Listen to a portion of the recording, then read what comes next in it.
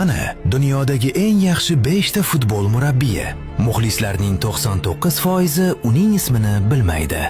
5-o'rinda Yurgen Klopp. U zamonaviy futbolning eng sevimli menejerlaridan biri. U o'z obro'sini muvaffaqiyat, ishtiyoq va izchillik bilan qozondi.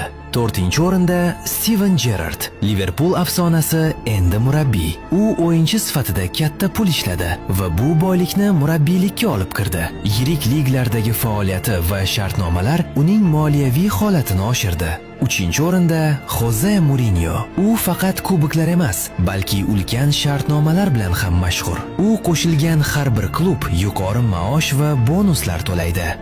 U futbol tarixidagi eng kuchli moliyaviy karyeralardan birini qurdi. 2-o'rinda Pep Guardiola. Futbol tarixidagi eng ko'p maosh oluvchi murabbiylardan biri. Manchester City'da uning shartnomasi ulkan maosh va bonuslarni o'z ichiga oladi.